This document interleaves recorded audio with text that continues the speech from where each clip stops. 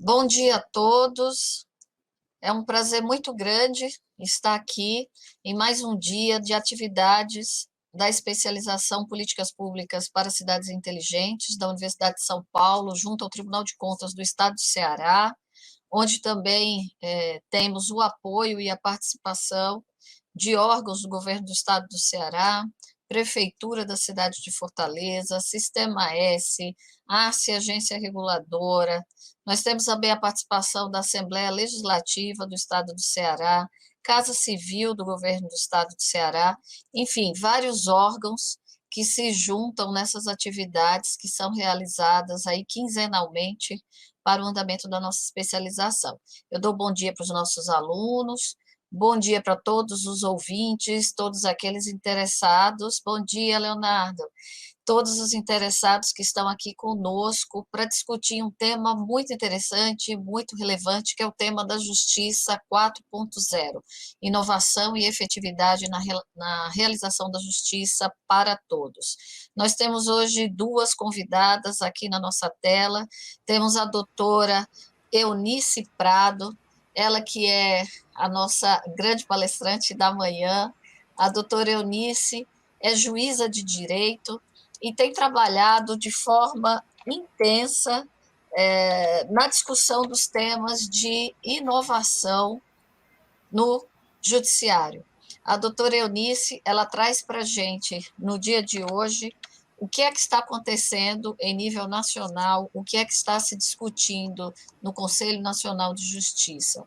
Ela é juíza de direito do Tribunal de Justiça de Pernambuco, graduada em Direito pela grandiosa Universidade Federal de Sergipe, onde nos graduamos juntas, pós-graduada em Direito do Consumidor e Responsabilidade Civil, mestranda em Direito e Poder Judiciário pela EFAM, membro do Conselho de Inovação do Laboratório de Inovação e Inteligência da Associação dos Magistrados Brasileiros, professora de Tecnologia Aplicada ao Direito na Escola Judicial de Pernambuco e na Escola Nacional de Magistratura, integrou o grupo de trabalho Ética e Inteligência Artificial do Conselho Nacional de Justiça.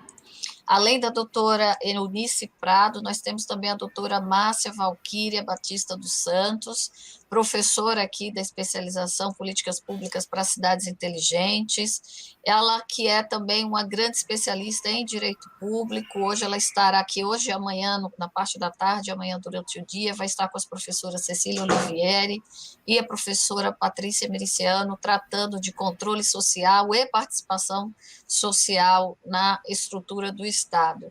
É um prazer muito grande recebê-las nesse momento de bate-papo, de conversa, e dizer que a Universidade de São Paulo se orgulha muito dessas mulheres que têm trabalhado pela transformação da administração pública no país e as recebe de braços abertos. A doutora Márcia Valquíria é egressa aqui da pós-graduação da Faculdade de Direito da USP, pós-doutora pela Escola de Artes, Ciências e Humanidades.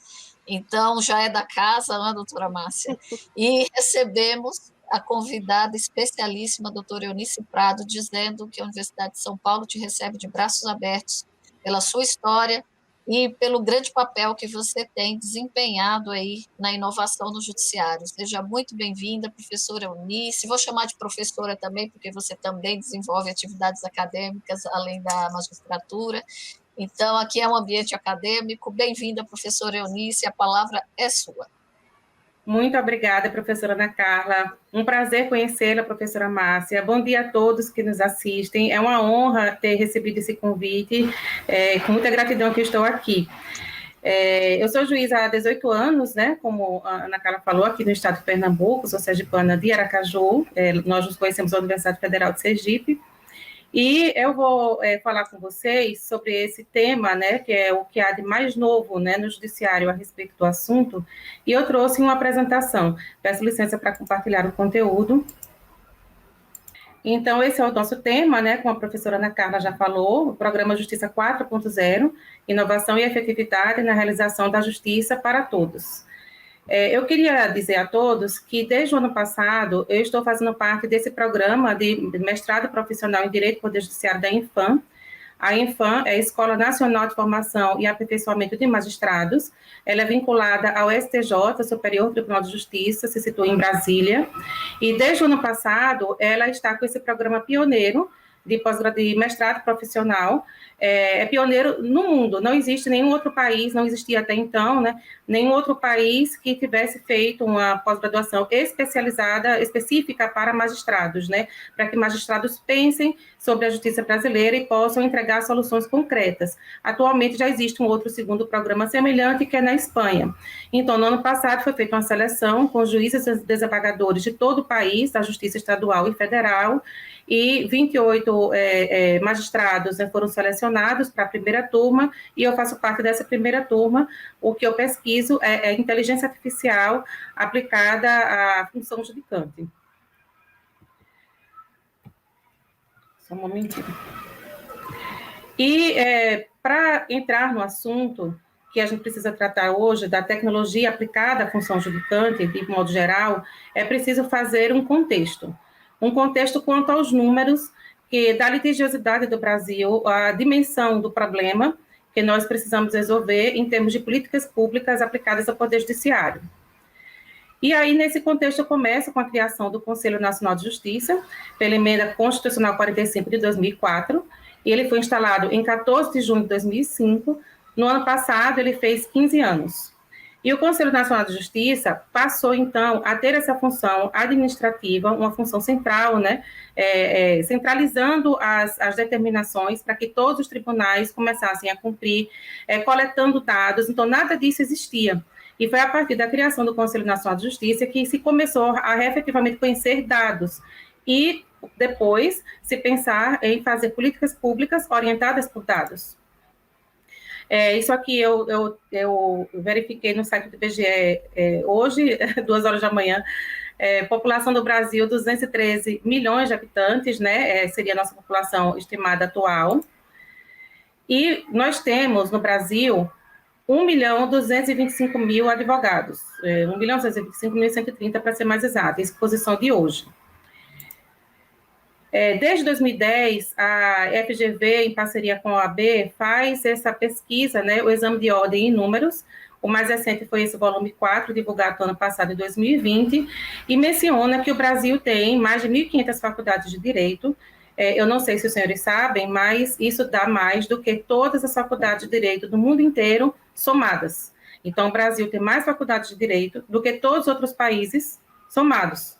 E resultam nesse número, né, de advogados, né, mais de 1.200.000. Esse ano, em abril, se não me engano, pela primeira vez na história, o número de advogadas, o número de mulheres, né, ultrapassou o número de homens registrados na OAB. E comparando com o tamanho da força de trabalho dos magistrados, segundo o relatório Justiça em Números, nós temos hoje 18.091 magistrados no Brasil. Esses dados, o último Justiça em Números, que foi de agosto do ano passado, ele retrata a situação do judiciário até 2019. O Justiça em Números ele é a principal fonte de informação, né, de dados sobre o Poder Judiciário. Ele existe desde 2004, né, em vários formatos.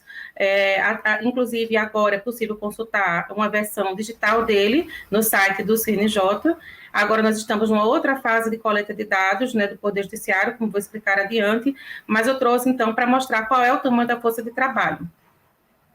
Em termos de servidores, nós temos, então, cargos providos, 230.135.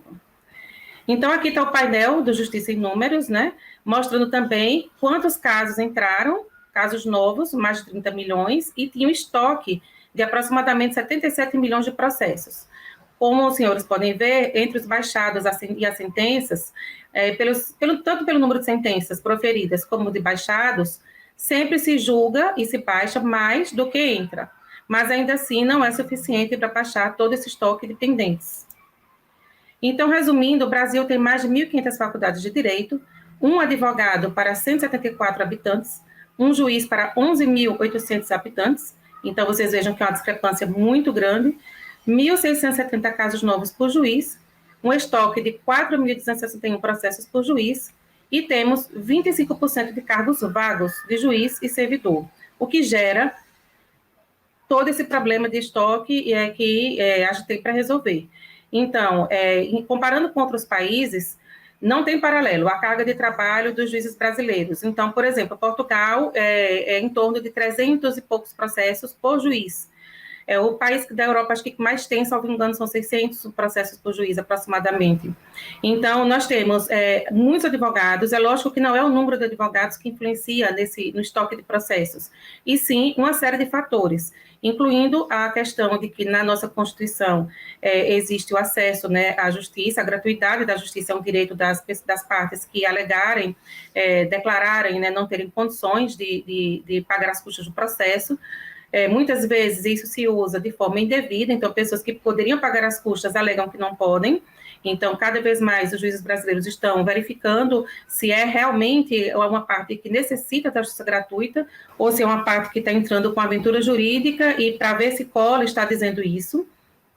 Temos também a questão do número de recursos, né, que tem na nossa legislação. Então, são vários fatores. Em 2013, eu fiz um curso daqui da Escola de Pernambuco, Escola da Magistratura de Pernambuco, em Londres, né, no Instituto de Estudos Avançados, Estudos Legais Avançados da Universidade de Londres. E a parte mais difícil foi quando os professores e magistrados lá não conseguiam compreender esse número.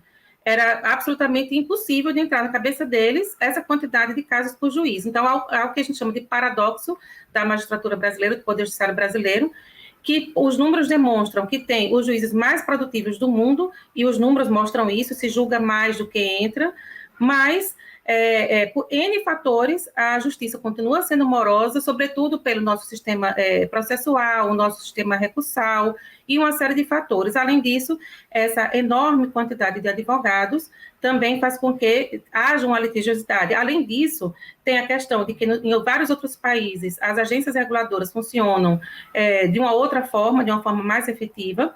Em outros países também não há execução fiscal judicializada como tem no nosso país, e ela só isso responde por boa parte daquele estoque de mais de 77 milhões de processos, né? Então, são realmente muitos fatores que explicam esse número, mas o fato é que nós não temos gente, falta braço para conseguir dar conta dessa litigiosidade. Então, é por essa razão que essas soluções tecnológicas que eu vou falar hoje, por causa desses números. Então, diante desses números, o Poder Judiciário, ao longo dos anos, né, vem pensando em como resolver essa questão do tamanho, né, da litigiosidade no Brasil, que também é uma questão cultural.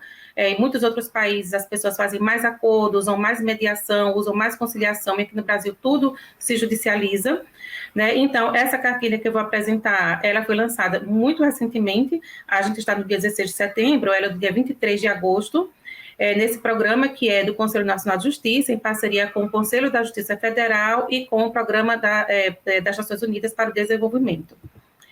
E o que é que significa esse Programa Justiça 4.0? Ele está feito em alguns eixos.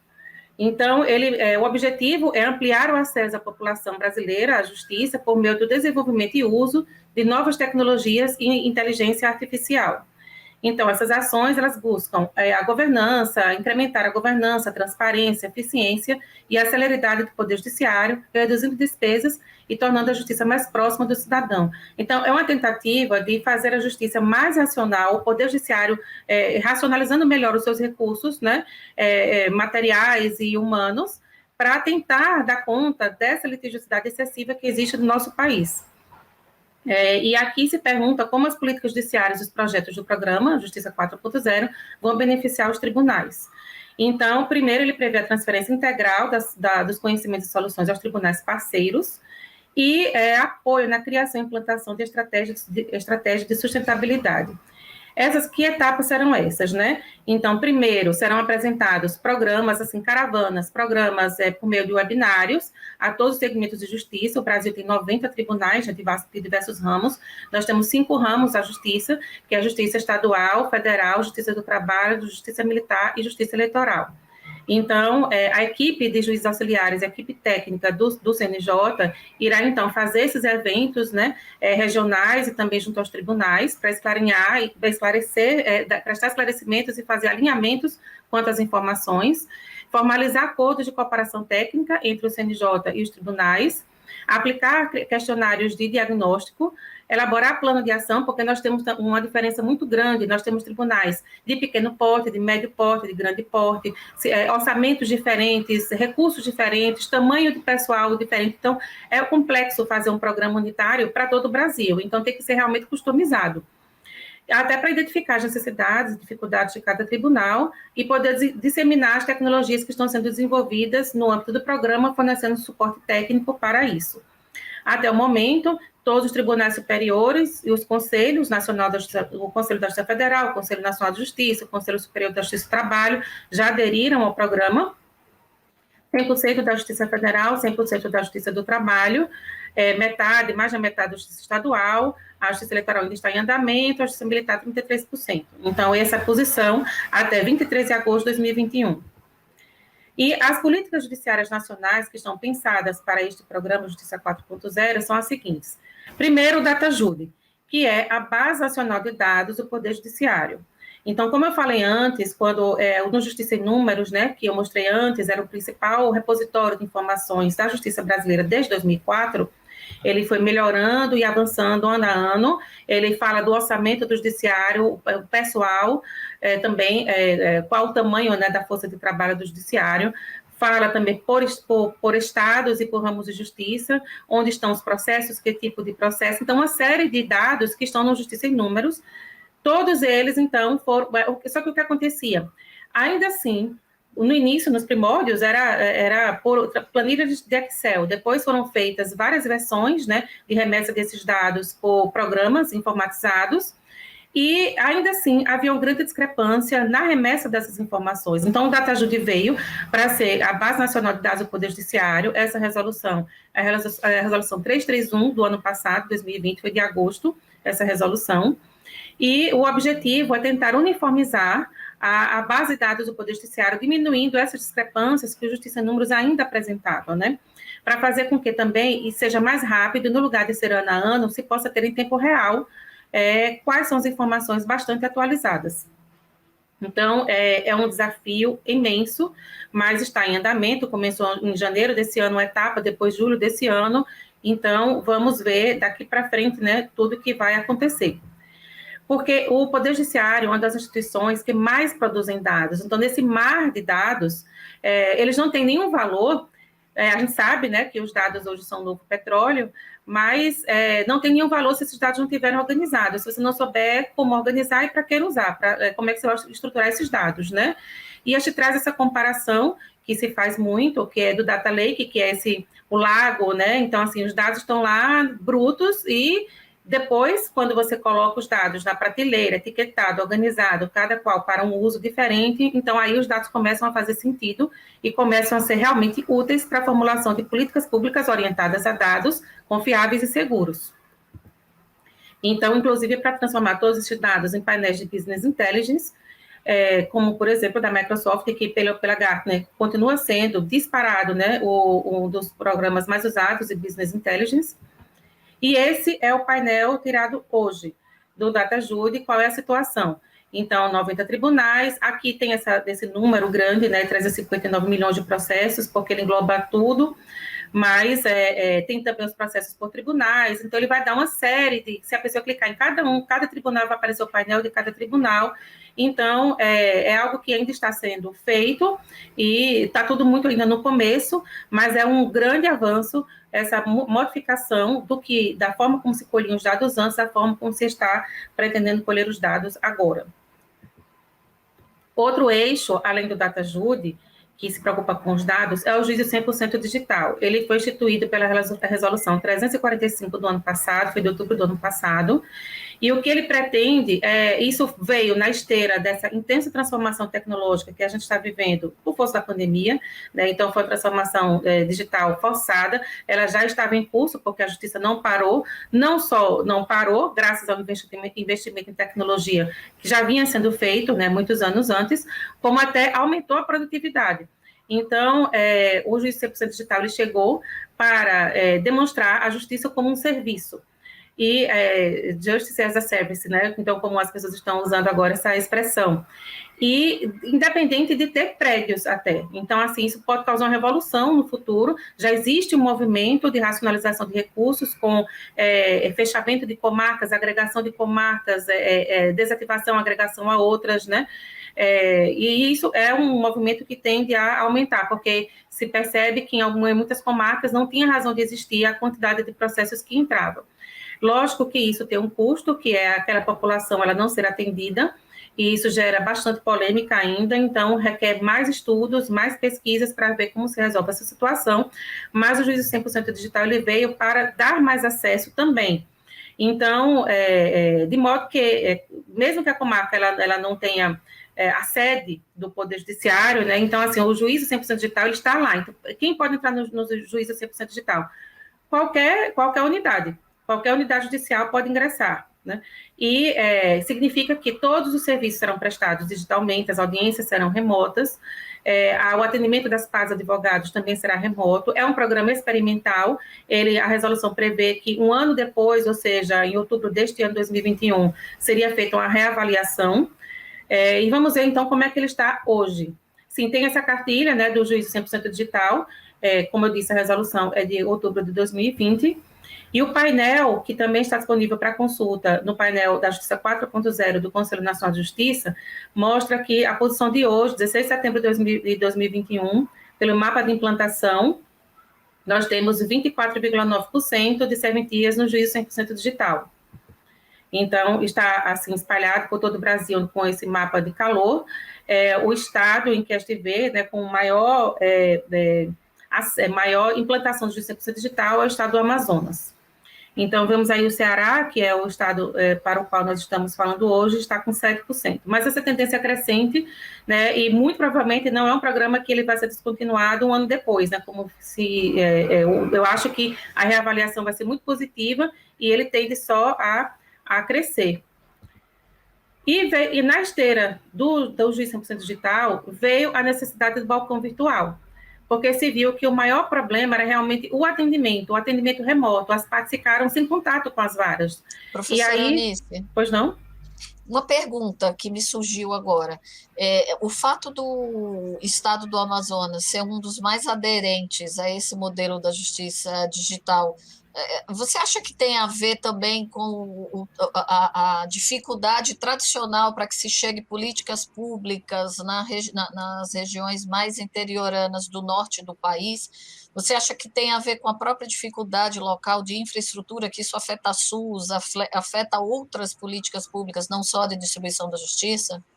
Pode ser, professora Ana. Inclusive, eu acho que isso deve ser. Eu vou até. Não tive tempo de pesquisar o porquê, porque eu só tive esse dado hoje, né?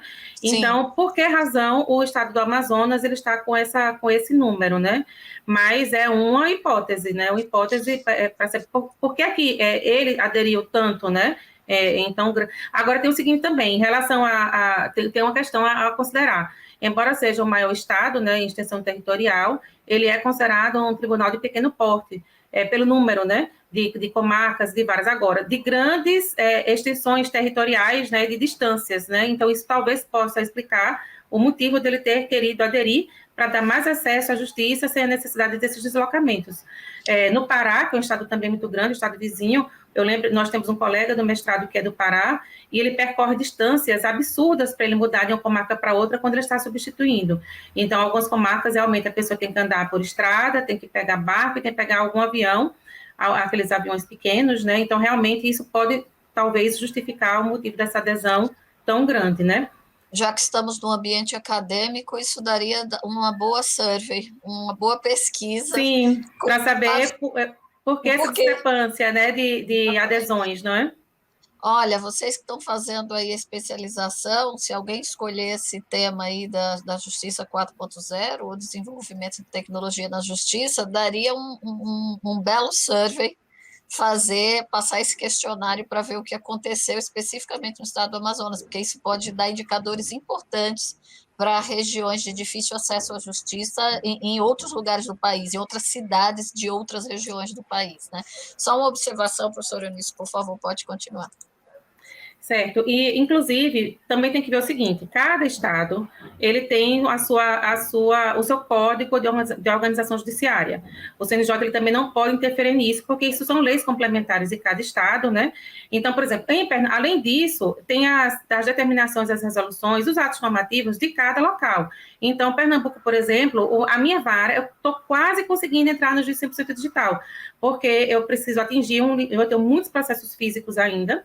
Então, eu estou digitalizando, né, esses processos físicos, e assim que eu atingir o limite que ficou estabelecido para Pernambuco, aí eu vou conseguir, então, solicitar que a minha vara também seja incluída no juízo 100% digital. Então, assim, também é outro fator a considerar. Qual foi o ato normativo local de cada tribunal, né, e quais as regras que foram estabelecidas. Então, eu não sei quais são as regras do estado do Amazonas, por exemplo. Então, Sim. também tem esse fator a considerar.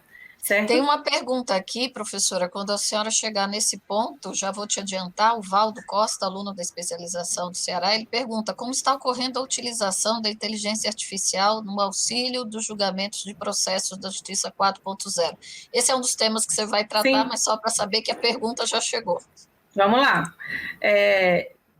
Ainda sobre o Juiz 100% digital, e na esteira dele veio o balcão virtual, como uma solução, se não me engano, foi de Rondônia, acho que, salvo engano, foi Rondônia, que foi Rondônia, agora não, bom, foi de algum estado do norte que fez experimentalmente isso, e aí uma equipe do CNJ viajou para lá, viu que realmente era uma solução interessante, e determinou, então, a resolução 372/2021, determinando que todas as unidades tenham um sistema de balcão virtual, para que um link permanentemente aberto, para que as pessoas, quando chegar, possam, não precisem se deslocar até o fórum para serem atendidos e para saber sobre o andamento do seu processo. Vai ter um servidor, tem que ter um servidor verificando, né, se existe alguém no link querendo falar com o servidor naquele momento. O problema disso é que a maior parte dos computadores dos tribunais não tem webcam e sistema de microfone, de fone e tudo. Então, assim, foi feita a resolução, mas ainda não se, em muitos lugares ainda não tem, isso não está implantado. Inclusive, na minha vara, eu comprei equipamentos, né? Então, mas os outros colegas não são obrigados a comprar. Então, existe essa questão. Houve a resolução, mas de existir um papel até que ele seja realmente efetivado, né? Vai uma distância. Então, é algo também que os tribunais precisam, então, se organizar para fazer licitação, etc., né, e poder garantir essa estrutura necessária para que o balcão virtual realmente seja uma realidade para todos, né? Mas, nesse tema, eu preciso falar da desigualdade digital. Né? Então, nós vimos isso, né, no ano passado, veio à tona, sobretudo por causa do auxílio emergencial. A desigualdade digital deixa 47 milhões de brasileiros desconectados. Isso foi a pesquisa TIC Domicílios. A pesquisa TIC Domicílios, essa pesquisa, ela tem os dados antes da pandemia, de 2019, foi divulgada em maio do ano passado. O CETIC.br, né, ele há mais de 15 anos divulga a pesquisa, a produção de dados para a formulação de políticas de tecnologia da informação e comunicação no Brasil. Então, é uma pesquisa, um dado essencial que todo mundo que trabalha com políticas públicas e orientadas por dados precisa saber dessa pesquisa e como os brasileiros usam a internet, né? Então, 1 a 4 brasileiros não usavam a internet. Nós tínhamos 47 milhões de não usuários. O celular é o dispositivo mais usado. 99% dos que usam a internet acessam pelo celular. Tem um grande problema na área rural e nas classes D e E, porque elas concentram o uso exclusivo pelo celular, e isso limita acesso a serviços públicos, porque alguns deles, né, limita porque pelo celular, assim como limita o estudo, né, então tem várias pesquisas de domicílio também relacionadas a estudo, que mostram o prejuízo pelo fato de que a maior parte dos alunos, sobretudo de baixa renda, não tem acesso a um computador e com todas as possibilidades que um computador, notebook, desktop tem a oferecer. Então, quando você acessa a internet apenas pelo celular ou pelo tablet, o seu uso não é o mesmo, o potencial de uso que você tem se você tiver um computador propriamente dito. Então, esse é um dado muito importante, porque brasileiros em situação de vulnerabilidade social e que precisam da justiça, eles não têm acesso, porque não basta só ter pesquisa dizendo que o Brasil já tem mais celulares do que habitantes. É uma questão também de saber a questão do plano, do pacote, da conectividade que a pessoa tem, né? Então, nem todo mundo, o celular de todo mundo não é o celular de quem fez a política pública, que é um iPhone do último tipo, um Samsung caro. São celulares com capacidade de limitação de memória, são mais simples, então tem a questão do plano, do pacote, da questão da conectividade e a questão da educação. Então, mais da metade das pessoas de 25 anos ou mais não completaram o ensino médio. Então, pelo Better Life Index, que é aquele índice da OCDE, Organização para a Cooperação e Desenvolvimento Econômico, desse site, né, Better Life Index, eles mostram o Brasil em relação a todos os demais países, em todas as dimensões, né, do IDH. Uma das dimensões é a educação, porque a partir da educação é que a pessoa pode, então, exercer a sua cidadania, utilizando todos os instrumentos à disposição, e para isso você precisa compreender. Então, fica difícil quando no nosso país a realidade educacional é essa. E ainda mais no Nordeste, 3 em cada 5 adultos não completaram o ensino médio e mais da metade dos analfabetos vivem na região Nordeste. Para além da questão da escolaridade, tem um desafio da acessibilidade. Então, se a justiça tem que ser para todos, não pode fechar as costas, fechar os olhos para ninguém. E nós temos que pensar na acessibilidade, temos que pensar também na nossa atual pirâmide da população brasileira, com um grande quantitativo de idosos, né, e que usa a tecnologia de uma forma diferente. E ainda tem a questão de como, já que o brasileiro usa tanto o celular, também tem que ver que tipo de aplicativo de mensagens e de texto as pessoas mais usam. Então, segundo essa pesquisa, Mobile Time, ela sempre sai, essa pesquisa, brasileiro adora o WhatsApp, 93%, né, dos brasileiros usam o WhatsApp, e vocês vejam que em 3% está o Cisco Webex, que foi a plataforma emergencial que o CNJ fez no ano passado, né? Ele fez um acordo de cooperação no ano passado. Então, vocês vejam que das outras opções, né? Isso aí já foi de dezembro, eu tinha um slide anterior que eu tirei aqui da apresentação, porque ele era do início da pandemia com dados do ano anterior. Aí eu deixei para colocar esse, porque já foi dezembro, ou seja, já com meses, né, com a pandemia em andamento, para ver, porque é claro que aqueles dados que a gente tinha da pesquisa de domicílios não são os mesmos hoje, porque por força da pandemia, do necessário distanciamento social, as pessoas tiveram, então, que ingressar mais na internet. Quem não usava passou a usar, passou a trabalhar por ela quem tinha, né? Quem tinha acesso. Então, eu estou mostrando aqui que, veja, vários colegas, especialmente colegas que trabalham em juizados especiais de bairros onde tem mais vulnerabilidade social, eles dizem a dificuldade que é fazer audiência, porque as pessoas não têm o pacote de dados, ou não conseguem entrar no Cisco Webex, ou então outros tribunais que usam Zoom ou Google Meet, ou então o Teams, as pessoas não conseguem, mas as pessoas conseguem mais por WhatsApp. E é muito complicado resolver isso, mas também não se pode deixar isso de lado. Então, tem uma solução como o balcão virtual, mas tem que ver se as pessoas estão sabendo usar, ou se o balcão virtual será mais usado mais por advogados, né, porque eles teriam, então, eles teriam total condição de acessar. Mas quanto às partes propriamente ditas, né, tem essa questão. Então, por causa disso, vários tribunais utilizaram o sistema do WhatsApp Business, não o WhatsApp comum que a gente usa, né, para nossas comunicações pessoais, o Messenger. Então, o WhatsApp Business permite que você use a linha de telefone da própria unidade, além do telefone fixo, né? Mas tem limitações e tem também vários problemas, como eu vou mostrar adiante. Então, no desafio da comunicação por WhatsApp Business, ou WhatsApp Messenger, se a pessoa não quiser baixar o Business, a vantagem é porque você pode ter os dois no mesmo telefone. Então, assim, você não tem aquelas mensagens automatizadas, né, que o Business permite, só que tem o desafio da segurança cibernética. Tanto é que nós vimos, né, os ataques do ransomware no ano passado, o STJ foi vítima do ransom e teve seus dados e backups todos criptografados, demorou bastante tempo para recuperar. Essa foi a tela, né, que foi vista pelos servidores naquele dia. Depois, meses depois, foi a vez do Tribunal de Justiça do Rio Grande do Sul, que foi vítima do mesmo ataque, uma gangue pediu $5 milhões pelo resgate.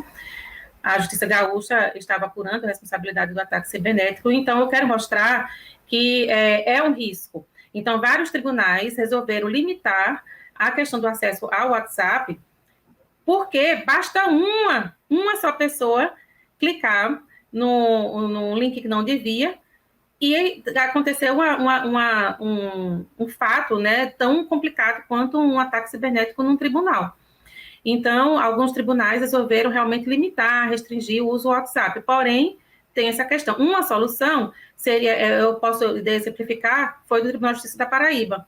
Então, ele resolveu realmente adquirir um aparelho para cada unidade e não autorizar o uso pelo WhatsApp Web, porque justamente para evitar contaminar as máquinas do tribunal. Então, tudo ficaria realmente no celular. Então, é uma despesa extra que os tribunais teriam que fazer, porém, resguardaria a questão da segurança cibernética e ficaria, então, mais próximo da população, como eu mostrei, especialmente da população vulnerável que tem dificuldade de acesso à internet. Então, eu sempre trago em todas as minhas falas essa questão da desigualdade social. Tecnologia é maravilhoso, mas a gente não pode deixar os brasileiros que mais precisam para trás. Então, é algo que o gestor e aquele que está elaborando políticas públicas nunca pode deixar de observar. Então, justamente depois desses ataques, o Conselho Nacional de Justiça instituiu a Estratégia Nacional de Segurança Cibernética do Poder Judiciário. Isso foi super recente, nessa resolução foi agora de junho de 2021.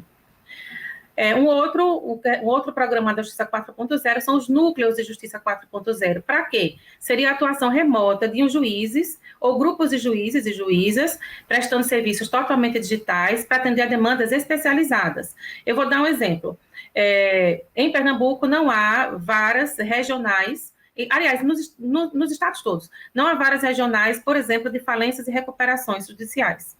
Um processo de recuperação judicial é um processo extremamente complexo. Eu tenho é uma das recuperações judiciais mais difíceis do estado de Pernambuco. Ela tem quase 70 mil folhas, ela cresce 5 mil páginas a cada 2 meses. É muito complicado lidar com esse processo. Ele representa 0,1% do meu acervo, mas ele me toma 100% do meu tempo, durante muito tempo, enquanto eu não conseguir fazer um acordo nele. Então, vejam que é um conhecimento altamente especializado, embora seja apenas um processo, mas ele envolve milhares de empregos, nesse caso específico, são mais de 4 mil empregos diretos, fora os indiretos, de uma indústria que tem fábricas em 3 municípios, impacta o PIB daquele município, impacta o PIB do estado inteiro. Então, é um processo muito sério. E nós estamos em crise econômica, né? Então, nós vimos quantas empresas quebraram agora por força da pandemia. Então, é algo que realmente enterra as varas. Então, as varas cíveis, como a minha unidade é a 4ª Vara Cível de Olinda. Então, as varas cíveis que têm uma recuperação judicial, aquele juiz, aquela juíza, vai ficar completamente absorvido por aquela questão e todos os outros processos vão ser deixados de lado. Então, assim, é uma questão muito séria. Então, o núcleo de justiça, da mesma maneira, processo de corrupção. Em 2012, eu tive um caso de corrupção, eu estava em outra comarca, era do interior, era competência geral, ou seja, eu era juiz de tudo, né? Então, família, criminal, de tudo, e eleitoral também, e num caso de corrupção, porque caso de corrupção é muito complexo, porque você puxa uma coisa e vem várias outras, né? Então, eu lembro que naquela época eu tinha que comprar 8 resmas de papel por dia para dar conta do serviço, porque não dava tempo de esperar o tribunal enviar mais papel na época. Então, aquilo ali, um ano inteiro me tomou, me monopolizou. Então, com o Núcleo de Justiça 4.0, de juízes altamente especializados em determinadas matérias, poderá contribuir, sobretudo nessas questões, para que aquela questão seja resolvida e não impacte na produtividade, no andamento em relação às outras causas. E aqui consta, né, foi instituído o Núcleo de Justiça 4.0 por uma resolução, que é a 385 de 2021, e o Tribunal Regional Federal da 2ª Região, que é Rio de Janeiro e Espírito Santo, ele foi o primeiro a estabelecer núcleos especializados em demandas relacionadas à saúde. Outro eixo do Programa Justiça 4.0 é a PDPJ, é a Plataforma Digital do Poder Judiciário. E eu vou trazer fotos para que vocês entendam por que ela é importante e por que ela é necessária. Ela é importante e necessária pelo seguinte, sabemos que essa era antes a realidade do Brasil, né, de processos físicos, e a partir de 2006, ou seja, vejam como já tem bastante tempo, né, que foi instituída a Lei do Processo Eletrônico. Então, só que o que aconteceu? Naquela época, já existiam alguns sistemas em andamento e outros foram feitos, de modo que a gente não tem um único sistema de processo eletrônico para o país inteiro. Além do mais, os tribunais, cada tribunal dava uma numeração do processo de uma forma diferente. Então, você só pode comparar banana com banana, laranja com laranja. Você não pode comparar coisas diversas, né? Você tem que comparar coisas que têm guardam uma semelhança entre si. E isso era uma grande dificuldade. Então, foi necessário ter a tabela, desde a ministra Ellen Grace, em 2007, as tabelas processuais unificadas, que criaram também a NPU, Numeração Processual Única, de modo que o padrão, ela padronizou essa resolução, a numeração dos processos. Esse foi um grande passo. E teve aquela lei que eu falei, então, do processo eletrônico. Mas, assim, quais eram o que é que estava se pretendendo, né? Dados estatísticos mais precisos, melhoria do uso da informação processual, essenciais à gestão judiciária. Tinha esse problema da ausência do padrão mínimo para cadastro de partes e processos. É necessário, você não pode entrar com um processo sem ter um CPF, o CNPJ das partes. Então, tudo isso era para uniformizar. Mas já temos sistemas diferentes. Então, eu cito o primeiro, o SAGE Digital, o SAGE Tribunais, ele está presente em 7 tribunais de justiça. Nesses 7 estão 43% de todos os processos que tramitam na Justiça Estadual Brasileira, principalmente São Paulo. Então, é o de empresa privada, é uma criação da Softplan, de 1990, o TJ de Santa Catarina foi o primeiro tribunal a adotar o sistema, o SAGE, e depois, em 1997, o Tribunal de Justiça de São Paulo. Depois veio o PJE, aqui em Pernambuco se usa o PJE, está implantado nesses tribunais, né? Então, a ideia do Conselho Nacional de Justiça era que o PJE passasse a ser o sistema de processo judicial eletrônico para todo o Brasil. Mas tinha aquela questão que eu falei, já tinha tribunais imensos, com outros sistemas. Imagina a dificuldade que é modificar completamente de um sistema para outro num tribunal gigantesco, né? Então, tinha o SAGE, tinha o PJE, tinha o ProJude, que também foi outro sistema que começou a partir do projeto da Universidade Federal de Campina Grande, e ele foi replicado para vários outros tribunais, então é um outro sistema, e o EPROC, que também é um outro sistema. Então, como eu estou falando para vocês, vejam que dificuldade, né? Vários sistemas. Então, quando o CNJ cria produtos, né, tecnológicos, era muito complicado, porque aquele produto não servia para tal sistema. Então, por isso que veio a PDPJ numa tentativa de estar no caminho para uniformizar a questão do processo eletrônico e também fazer com que haja, até por força da resolução que criou a PDPJ, a resolução 335 de setembro do ano passado, vocês vejam quantas resoluções eu estou trazendo, e tem essa revolução tecnológica na justiça brasileira, acelerada, né, ainda mais por força da pandemia.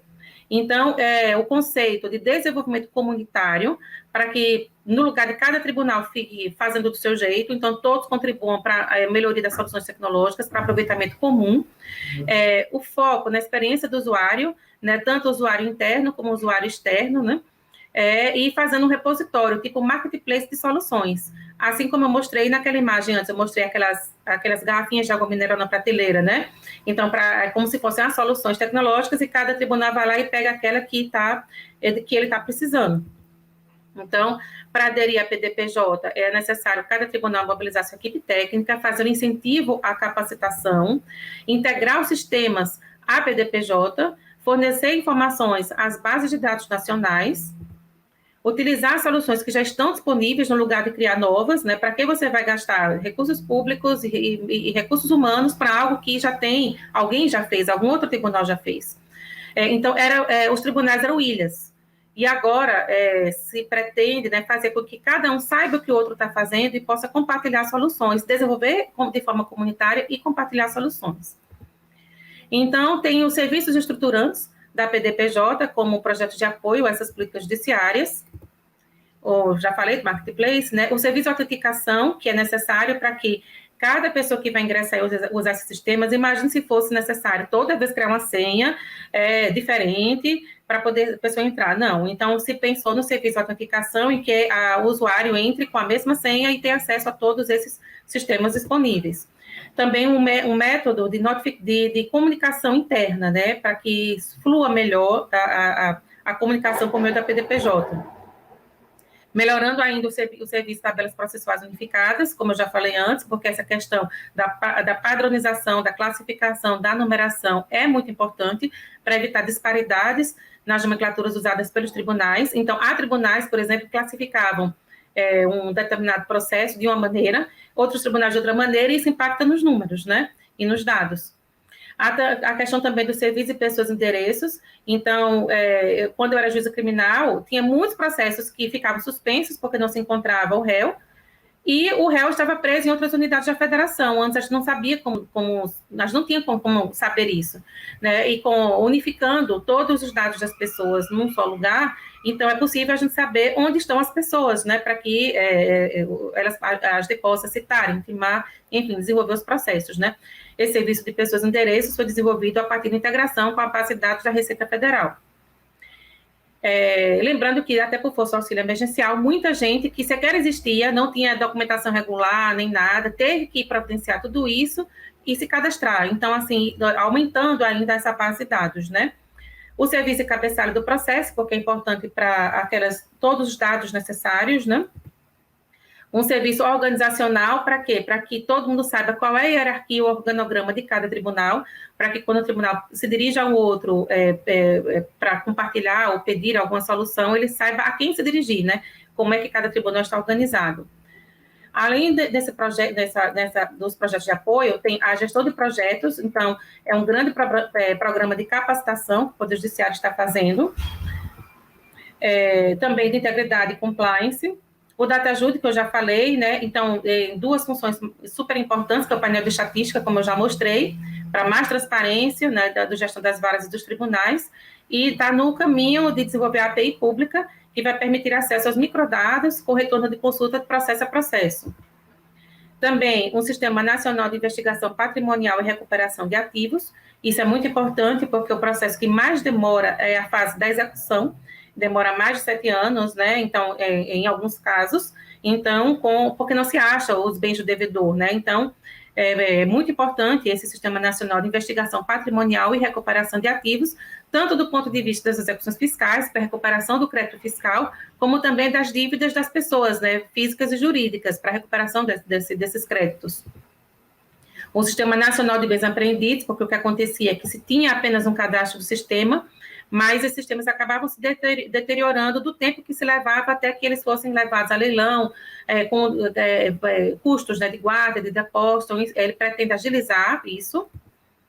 Também um módulo apenas previdenciário, porque é um outro gargalo imenso, né, porque daquele mais de 77 milhões de processos, boa parte deles são originados de questões do próprio Estado como um todo, né? Também um sistema de precatórios e requisições de pequeno valor, para verificar uma solução que seja unificada, né, para processos federais e processos estaduais, para correção de valor, cálculo, controle da folha de pagamento, integração com o juízo da execução.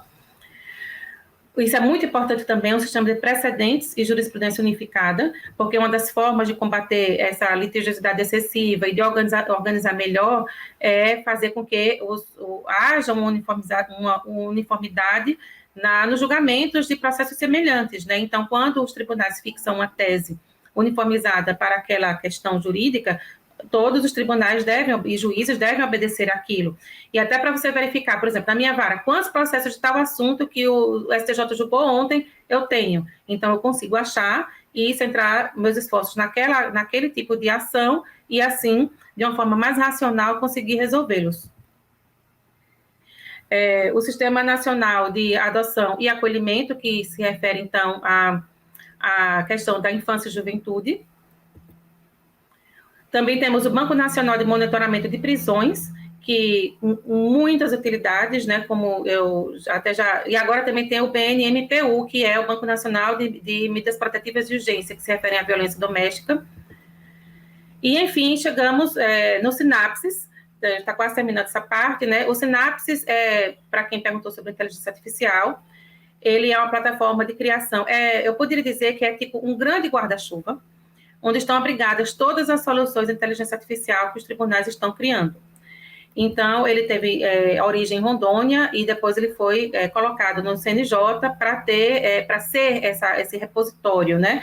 A pesquisa mais completa que existe sobre o assunto saiu em dezembro do ano passado, ela está sendo feita pela FGV, ela é coordenada pelo ministro do STJ, Luiz Felipe Salomão.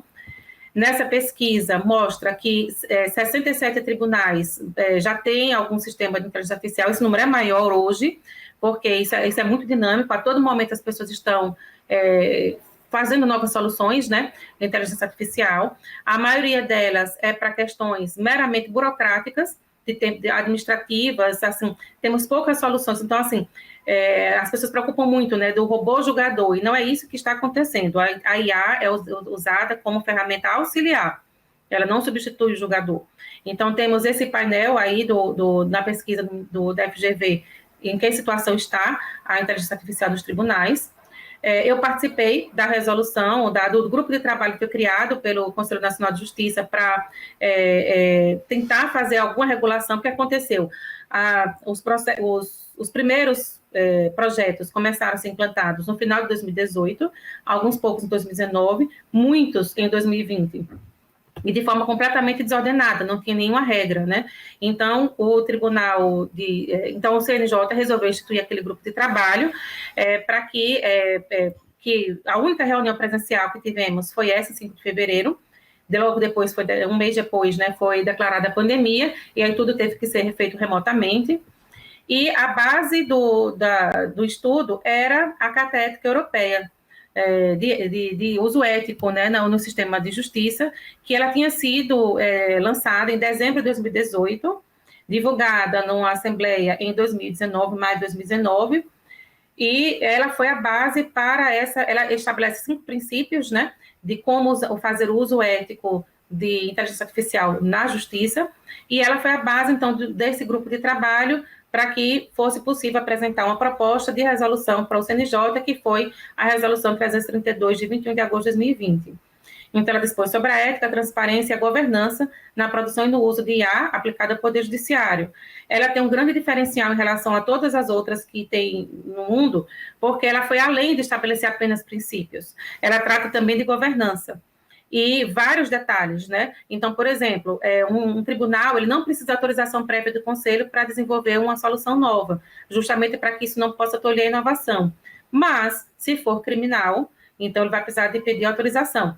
Vai precisar pedir. Por quê? Porque teve aquele caso Compass nos Estados Unidos, que era usado um sistema preditivo, né, para verificar o grau que um réu poderia voltar a reincidir, e ele prejudicava, ele tinha um viés discriminatório, né, e ele prejudicava réus negros ou réus oriundos de lugares em situação de vulnerabilidade social. Então, no Brasil, outra coisa, na França, é proibido usar a predição aplicada à justiça.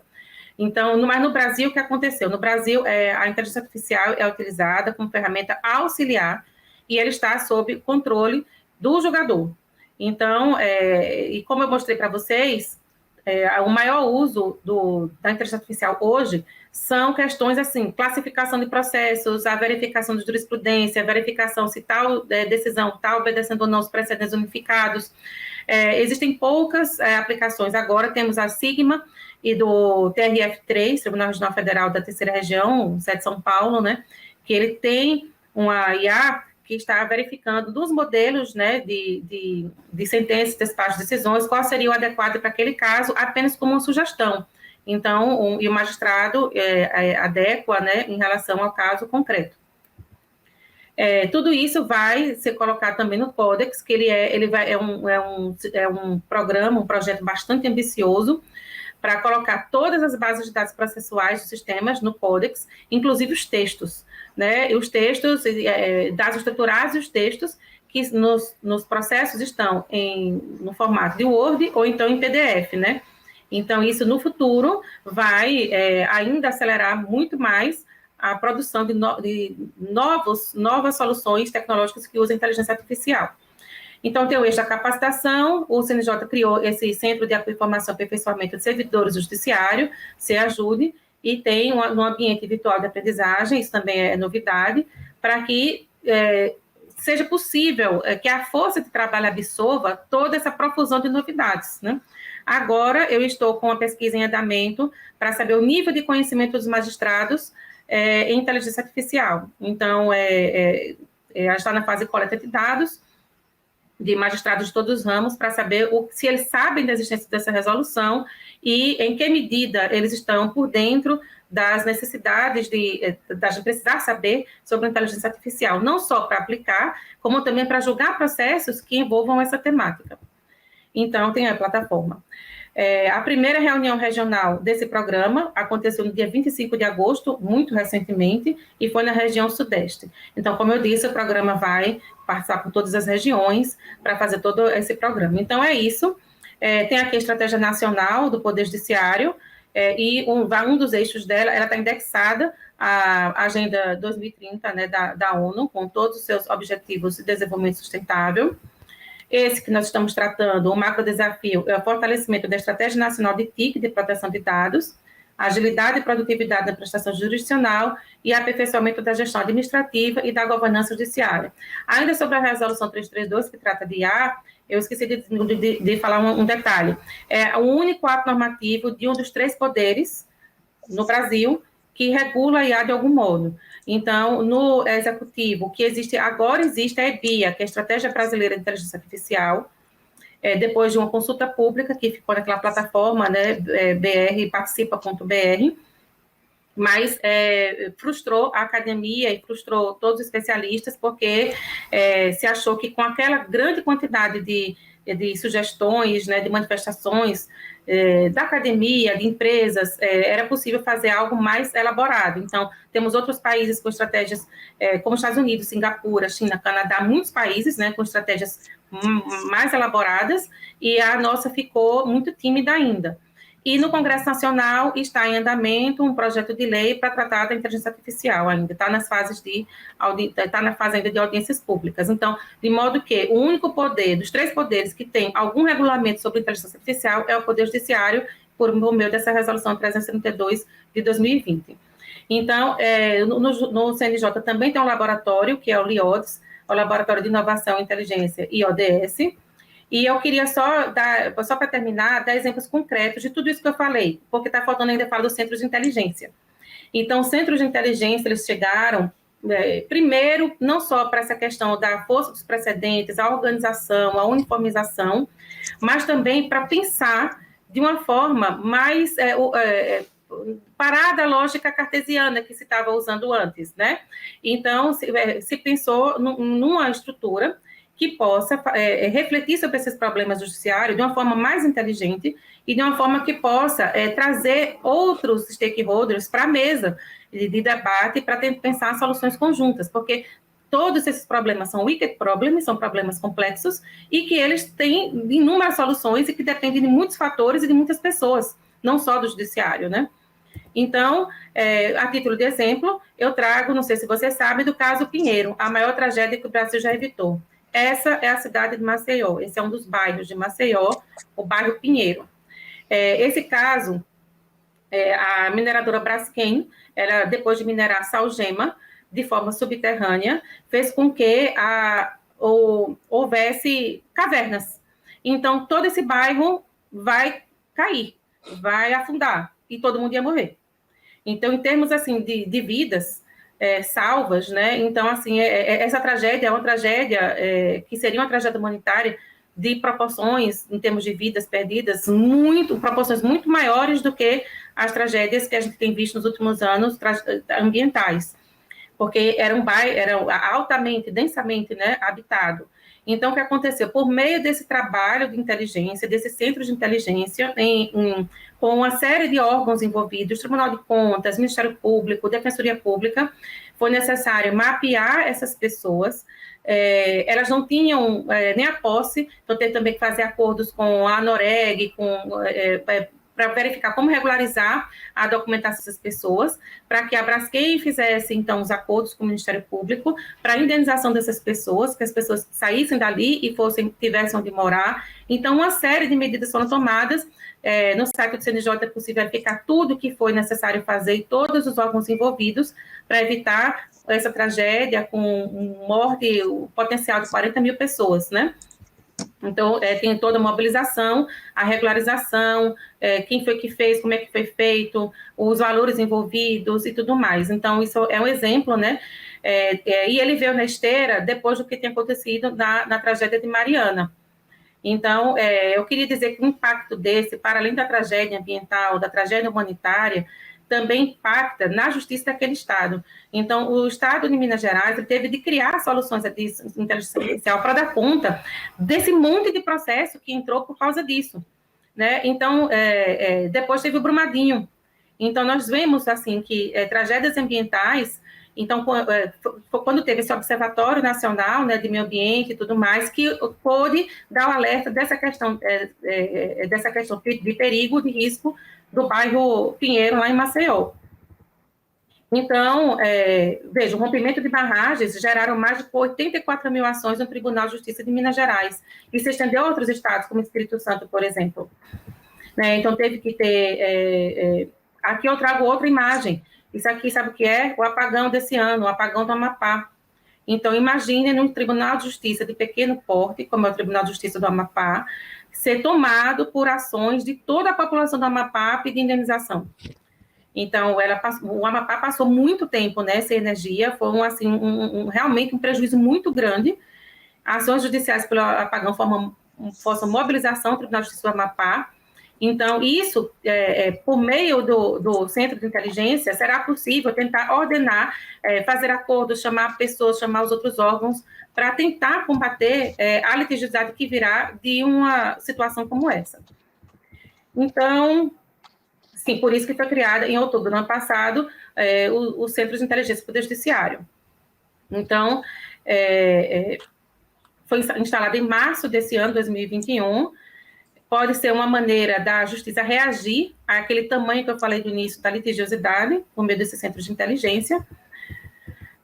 E aqui tem essa plataforma que está sendo desenvolvida ainda em caráter experimental, porque a ideia dos centros de inteligência surgiu na Justiça Federal do Rio Grande do Norte, numa situação lá da pesca de lagosta, foi do Rio Grande do Norte. Então, tem aí racionalidade pelo diálogo, é o mote, né, do Centro de Inteligência da Justiça Federal. Então, ele faz com que tenha um problema, aquele problema é levado para uma equipe, aquela equipe toda se reúne, chama as partes interessadas, verifica como é que é feito, leva, então, tem um órgão executor e tem um órgão de decisão. O órgão executor é feito por juízes e pode ter outros técnicos, o órgão de decisão são magistrados de um grau hierarquicamente superior, e são feitas notas técnicas sobre o assunto, cada assunto tratado, então ela vai entrar em estudo, está aguardando reunião, está em supervisão de aderência, então tem aqui, eu mostro aqui a tela como é que aparece, né, ela está pública para consulta, e todos os tribunais tiveram que criar seu centro de inteligência. Trago um exemplo muito positivo do centro de inteligência do Tribunal de Justiça do Distrito Federal, com notas técnicas extremamente relevantes para responder à litigiosidade lá naquele tribunal. Então, eu trago como case relevante e de sucesso. E aí, um dos métodos, né, para resolver esses problemas é o design thinking. As melhores práticas de legal design, o legal design é você utilizar, né, o design aplicado a soluções jurídicas, que seria a cocriação centrada nas pessoas, participação das partes interessadas, baseada no estado da arte, da pesquisa acadêmica e doutrinária, baseados também em casos de sucesso, fase de exercício de benchmarking, e avaliar os resultados constantemente. Então, essas seriam as melhores práticas. Para resolver wicked problems, que é o que a gente está tratando, né? E hoje a gente está nessa fase agora de estudar o pensamento sistêmico, e de que maneira o pensamento sistêmico ele poderá ser uma técnica adequada para resolver os wicked problems na justiça brasileira. Então, era isso que eu tinha para compartilhar com os senhores, e agradeço a atenção, fico à disposição para perguntas. Muito obrigada, professora Eunice. Não sei se eu falei rápido demais. Não, foi ótimo. Enquanto a professora Márcia vai te fazer umas perguntas, ela já disse para mim aqui que ela quer te perguntar. Só avisar a todos que estão assistindo que, se tiver qualquer pergunta, pode colocar aqui no chat, que a gente passa aqui para a professora Eunice. Tá? A partir de agora ela já consegue ler a tela, inclusive a gente lança as perguntas aqui na tela. Professora Márcia. Bom dia a todos. Professora Eunice, estou encantada com a sua exposição. Obrigada, professora Ana Carla, pelo convite de participar. Na realidade, eu me ofereci para participar desse evento. Eu queria muito ouvir a professora Eunice. que realmente acho que encantou a todos, sem sombra de dúvida. Quero cumprimentar os alunos que estão nos escutando. Amanhã é um dia que nós estaremos juntos.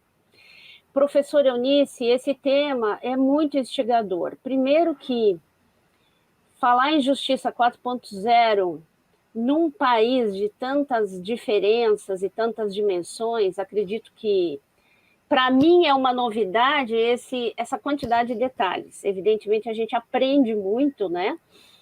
Principalmente com vocês, que são os atores dessas novidades, quer dizer, que estudam, que aprofundam academicamente e profissionalmente enfim, essas discussões. E aí, o que me ocorre perguntar é o seguinte, em termos de políticas públicas, porque Justiça 4.0 é uma política pública do Poder Judiciário, que é uma política pública de Estado. Eu, como procuradora estadual, que sou, né, fui da USP, hoje sou da Unesp, e enfrentando a litigiosidade, né, de uma universidade, São Paulo, por exemplo, tem mais de 100 mil pessoas entre alunos, é uma cidade, entre alunos, servidores e docentes. Me ocorreu de lhe perguntar o seguinte, fazendo o link entre Justiça 4.0 e um problema prático que nós enfrentamos na universidade, aí em 2011, começou lá por 2011, 2010, e se estendeu por muitos anos, que não sei se a senhora professora já ouviu falar, da fosfetanolamina, que é a pílula do câncer.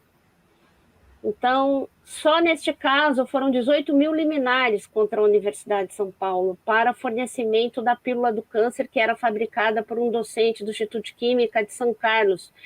No momento que ele se aposentou, fechou o laboratório, e as pessoas que estavam recebendo aquelas pílulas, não digo clandestinamente, mas o professor, na verdade, sem o conhecimento oficial da universidade, ele vinha proporcionando esse tratamento. Essas pessoas começaram a ingressar no Poder Judiciário, a princípio em São Carlos, mas esse assunto acabou se espalhando, ele tratava pessoas do Brasil inteiro. Quer dizer, quem conheceu até a pílula do câncer em razão de toda a discussão da imprensa e tal, começaram a entrar com ações nos seus estados. Nós tivemos ação até no exterior contra a universidade, contra a Fazenda do Estado, né? A Universidade de São Paulo é uma autarquia estadual, entravam contra a Fazenda do Estado, administração direta, enfim. Várias dificuldades ali, e não faz muito tempo, quer dizer, menos de 10 anos aí. As grandes dificuldades que a professora tocou no assunto, que são esses sistemas e plataformas que são usados pelas justiças estaduais, né? Nós temos aqui o ESAGE em São Paulo, a própria Universidade de São Paulo acabou aderindo com a Softplan, acabou comprando o sistema ESAGE, porque o Estado, a administração direta, já tinha. E assim, quando tinha que fazer uma petição, o procurador do Estado da administração direta, ele jogava os dados lá da pessoa e já saía pronta a petição e já protocolava pelo próprio sistema. Nós não, a gente tinha que preencher os espaços, imprimir, etc., né? Para colocar no sistema do tribunal.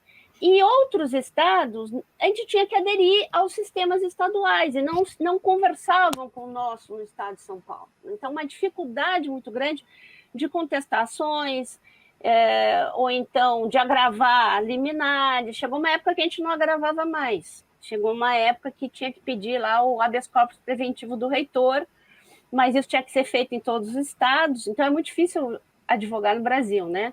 Ainda mais com um assunto desse. Muito bem, trazendo esse cenário da fosfetanolamina, trazendo o cenário da saúde, e eu penso na judicialização da saúde, e efetivamente o que nós temos hoje com a pandemia, e eu queria tocar nesse assunto, que ela afeta todos nós. Então, a inteligência artificial, ela nos ajudou demais de março para cá, no sentido de muitas pessoas tiveram que aderir a sistemas, pessoas tiveram que se operacionalizar, que se trazer ferramentas para o seu dia a dia, e nós estamos falando aqui da justiça. De que forma, né, e essa judicialização da saúde, quando a gente teve o caso na USP da fosfetanolamina, conversamos muito com juízes, desembargadores, o próprio ministro Lewandowski, que é professor da USP, né, conversamos com ele sobre a questão de resolver lá no Supremo Tribunal Federal para impedir a universidade, para ajudar a universidade a dizer, olha, eu não sou fábrica de medicamento, eu não tenho obrigação de fornecer medicamento, né? Em termos, objetivando a pergunta, em termos de judicialização da saúde, né, de um assunto que afeta o Brasil inteiro, e eu vou falar aqui de uma pessoa que ingressa com Covid dentro de um hospital público, e ela já vi caso, pede transferência para um hospital privado, obviamente não consegue, né? Ela entrou pela porta do SUS ali, ela vai ser atendida pela porta do SUS, e este familiar vem a óbito, e a pessoa ou vem a óbito, ou precisa fazer algo além, precisa de um respirador, ou precisa de um ECMO, que o próprio hospital não possui, a família vai lá e entra com uma ação judicial para ter uma liminar para esse familiar ter acesso a um tratamento que vai um pouco além daquilo que o Estado pode proporcionar. De que forma o Poder Judiciário, né, poderia, com todo este paramental, toda esta inteligência artificial, esses mecanismos, ele poderia, de uma certa maneira, estabelecer regras aí no país a respeito desses assuntos, que são assuntos que afetam a todos nós. Bom, obrigada. É uma pergunta que daria por si só uma palestra apenas para ela, né, de tantas nuances que são necessárias para abordar, né? Mas esse é um assunto, sim, que está no radar do Conselho Nacional de Justiça, de todos os juízes e tribunais. Eu tive casos da eu nunca sei falar esse nome, fosfoetolamina. Fosfoetanolamina. Isso. Eu sou juíza de vara civil, né, e eu recebo muitos processos, né, relacionados à saúde diariamente, né, então é algo assim que até para falar entendimento eu nem poderia por força eu estou falando assim academicamente, né, então academicamente o que é que existe? Existe, primeiro, a necessidade de julgamento de diversos recursos especiais com efeito repetitivo, ou recursos que são representativos de controvérsia, né, que precisam ser julgados pelo Superior Tribunal de Justiça, para que uniformize aquele entendimento, para que todos os juízes do Brasil apliquem da mesma forma. Então, assim, esse é um grande mecanismo, que teve também ainda mais força com o novo CPC, que é de 2015, né, que é essa questão da força dos precedentes de observância obrigatória para os magistrados, né? Mesmo assim, a gente tem a independência do julgador, que faz com que é necessário que o juiz verifique se naquele caso concreto existe alguma razão de distinguishing, alguma razão que faça com que eu não possa aplicar aquele precedente, porque naquele caso tem algo específico, eu tenho que dizer por quê, né? Então, assim, só isso já é um mecanismo, assim, absurdo de bom, de sensacional, para que se resolva esse problema. Imagina quantas causas tem sobre o mesmo assunto no Brasil inteiro. Então, assim, ter esses dados fáceis de puxar, colocar no sistema, quando eu suspendo um processo, eu tenho vários que eu tenho que suspender porque o Superior Tribunal de Justiça mandou suspender. Aí, quando não, o Supremo manda suspender porque algo está sendo julgado lá sobre o assunto. E agora a gente tem que, o movimento, quando a gente insere, tem que suspender por quê? Porque está afetado ao tema tal que está em julgamento. Então, dessa forma, fica fácil quando o Tribunal Superior julga, eu voltar, eu saber que processos são aqueles e poder aplicar de forma uniformizada o entendimento. Então, é uma possibilidade, né? Então, assim, a força dos precedentes, fazer com que os tribunais superiores realmente julguem mais rápido. E o que é que os tribunais superiores estão fazendo? Quando saiu o novo CPC, a Infam fez o primeiro curso nacional de precedentes para os juízes e selecionou 100 juízes do Brasil inteiro. Eu fui selecionada, eu fui para esse primeiro curso, foi em Brasília, dentro do STJ, e os professores são os ministros do STJ.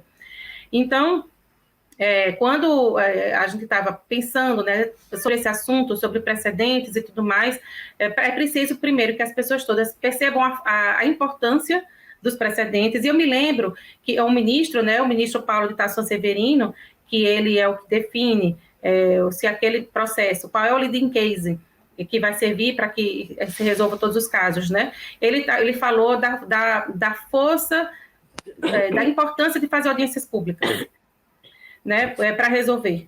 Então, e ele deu exemplos de vários casos em que apenas com memoriais das partes estava se imaginando julgar de uma maneira. Quando se resolve fazer audiência pública e traz à discussão todos os pontos de vista de uma questão, né, todos afetados, o ponto de vista dos órgãos públicos para a saúde pública, o ponto de vista dos operadores de plano de saúde, o ponto de vista dos consumidores brasileiros, das suas diversas faixas etárias e dificuldades e tudo. Então, assim, ouvir essas pessoas todas faz com que a decisão, inclusive você vai falar sobre participação democrática, né, na formulação de políticas públicas, parece que hoje à tarde, né, eu escutei no início. Então, a audiência pública é um instrumento sensacional para isso, para verificar todas essas questões e fazer com que o tribunal ele tenha uma dimensão melhor do julgamento, né? Além disso, eu também queria pontuar que existe recentemente foi feito um seminário, isso no mês passado, no CNJ, teve como convidada uma juíza do Tribunal de Justiça do Rio Grande do Sul, Fabiane Saraiva, ela também é colega do mestrado, e o projeto dela selecionado foi sobre judicialização à saúde. Então, no Rio Grande do Sul, tem um sistema muito interessante, com potencial para ser replicado no país inteiro, que coloca todos os gestores públicos juntos para discutir essas questões. Então, também é algo que já está sendo feito, está sendo estudado. Quem milita nessa área de judicialização da saúde está realmente aguardando ansioso o resultado do trabalho de pesquisa da colega, né? Ela foi chamada no CNJ para explicar, né, como é que se desenvolve esse trabalho lá no Rio Grande do Sul, e eu acho que será assim, bem interessante mesmo. São núcleos regionais em que colocam gestores públicos e magistrados, classe médica, diversos atores para resolver esses problemas. Isso dinamizou os fluxos e melhorou o atendimento da população, observando também a questão dos orçamentos, porque essa questão é uma questão delicada de falar, porque tem entendimentos diferentes, né, de julgadores, mas o que se entende aos tribunais superiores é que não cabe ao juiz ser gestor no sentido de interferir na independência do Poder Executivo e na execução do orçamento. Então, há um limite, né, em que o magistrado precisa ficar. Eu não sei se eu respondi a sua questão, mas assim, o que eu diria para essa questão da judicialização à saúde no Brasil tem esses dois pontos. A força dos precedentes, né, para tornar mais uniforme. Por exemplo, eu tenho naquela questão de mudança de faixa etária de plano de saúde. Então, tem um aumento, prejudica os idosos e as pessoas entram na justiça, né? Eu sou da 4ª Vara Civil de Olinda, a colega da 3ª Vara Civil de Olinda decidiu de uma maneira diferente da minha. Nós duas tivemos a decisão confirmada pelo tribunal. A dela foi confirmada pelos fundamentos que ela colocou, a minha também foi confirmada pelos fundamentos que eu coloquei. Só que era um casal. O homem ficou de um jeito, a mulher ficou de outro jeito. Então, não dá para a população entender essa diferença, né? Então, porque, assim, era a mesma situação, na mesma comarca, varas do mesmo corredor, dos juízes pensando diferente, e o tribunal confirmou a citação das duas, né? Então, se tivesse um precedente, eu e ela teríamos que seguir o precedente, né? A não ser que na nossa causa tivesse algo que diferenciasse, que distinguisse. Então, é isso. Em relação eu também sugiro o acompanhamento muito de perto desse projeto do Estado do Rio Grande do Sul. Professora Eunice, tem uma pergunta do Leonardo. Professor, o balcão virtual só foi implantado a nível do CNJ? Sua implantação já foi estendida para outros estados? Sim, a resolução disse para que os estados deveriam ter, inclusive considerando essa questão das disparidades regionais. Como eu falei, os tribunais eles são de grande porte, médio porte ou pequeno porte, eles têm orçamentos diferentes e condições de fazer aportes de investimento em tecnologia, as condições são diferentes, justamente por força dos seus portes e do tamanho dos seus orçamentos, né, dos repasses e tudo mais. Então, quando o CNJ fez a resolução do balcão virtual, tem um anexo que trata ele foi atrás de uma solução de código aberto, que os tribunais não precisassem comprar, bastava usar seguir aquele passo a passo para implantar. Só que não é só você ter a plataforma, você também tem que ter as câmeras. Câmera, microfone, fone e tudo mais. E isso, meus computadores, todos os computadores, de todo mundo que eu conheço, ninguém tem. A não ser o notebook pessoal do magistrado. Né? Então, se nos computadores, os desktops que estão lá na vara, nas varas dos colegas todos, não tem o equipamento. Então, assim, a câmera tem que comprar. Né? Então, assim, tem isso. Tem muita gente usando pelo chat só, respondendo, mas não é a mesma coisa. O ideal realmente é que a pessoa possa ver o servidor e falar como se estivesse lá no balcão, chegasse lá no balcão para falar. Então, é algo que foi recentemente implantado, não é porque algo está no papel que já vai ser efetivado de imediato. Né? Então, assim, tem lá a determinação. Quem não tem, o tribunal que não tem condição de adquirir, ou não vai dar tempo, porque tem todo licitação, contrato administrativo e tudo mais, né? Pode usar, pela sua própria equipe de TI, pode usar aquela plataforma, né, que o CNJ selecionou como uma boa plataforma de código aberto e adequar, mas precisa também treinar os servidores e tem que ter um esforço de capacitação, e isso ainda não foi feito por vários tribunais, e também tem que ter o material nas varas, começando pela Câmara. Então, agora, o certo é que todos os tribunais tenham, e isso é algo que vai acontecer. Eu não posso dizer em quanto tempo, né? Algo que eu queria dizer, já que essa turma é de Tribunal de Contas e de vários gestores, né, e tudo, é que tem um dado muito interessante naquela pesquisa da inteligência artificial, da FGV, que não aumentou o fato de ter aquele monte de projeto de inteligência artificial, quase 70, não impactou no aumento de despesas. Por quê? Porque no Brasil, a maior parte desses projetos está sendo desenvolvida pela equipe interna, por prata da casa, pela própria equipe de TI dos tribunais. Diferente dos Estados Unidos, em que as soluções que são usadas pelos juízes são mais da iniciativa privada, o que gera problema a respeito de quando o juiz determina a apresentação do código-fonte, dá problema porque aquilo ali é de propriedade privada, tem a propriedade intelectual. Então, tem todas essas questões que no Brasil é bem reduzida essa questão, porque a esmagadora maioria dos projetos está sendo desenvolvida por prata da casa, pelos servidores de TI internos.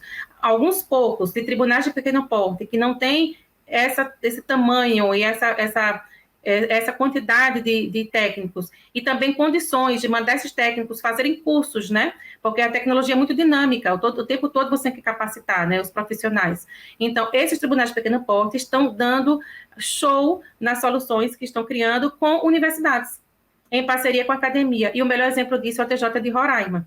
Tribunal de Justiça de pequeno porte, do norte do país, um tribunal pequeno, e ele, no ano passado, ganhou o selo diamante do Conselho Nacional de Justiça, justamente por força das suas revoluções tecnológicas que vem fazendo, em parceria com a UNB. Então, temos alguns projetos que são realizados em parceria com a academia, e alguns poucos com a iniciativa privada, com transferência de tecnologia. Então, todos esses assuntos também têm que ser levados em consideração da formulação de políticas públicas na área de tecnologia aplicada a qualquer poder, não só o judiciário.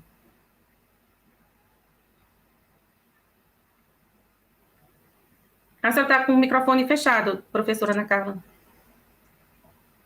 Felipe? Agora sim. Abriu? Pronto. Estamos caminhando aí para o fim da nossa conversa. Uma coisa que me chamou muita atenção, professora Eunice, foram os 5 últimos slides da sua apresentação. Eu comecei a ver aqueles slides, eu falei, gente, há 5 anos, uma pessoa da área do direito não veria um slide desse jamais numa apresentação de direito e jamais vindo numa apresentação de um juiz. Então, assim, isso representa realmente um sinal dos tempos. Isso representa realmente um ponto de inflexão dentro da estrutura estatal, né? Quando a gente começou essa especialização, a primeira aula que foi dada para eles, que é uma especialização presencial e excepcionalmente ficou aí alguns meses à distância, vai retomar o presencial no mês que vem. Quando a gente começou, na primeira aula, eu e o professor Luciano, que é o outro coordenador, a gente falava assim, como é que a gente vai fazer para mostrar para eles que tudo que a gente vai falar para eles em 2 anos não é uma coisa para daqui a 100 anos. Toda hora a gente se perguntava isso, porque a gente tinha plena convicção pelos estudos internacionais que demonstravam que até 2050 a transformação da sociedade, de uma sociedade analógica para uma sociedade digital, estaria concluída. Né? Esse é o que os estudos acadêmicos diziam quando a gente começou o curso com eles. E 2050 está perto, né? Está bem perto.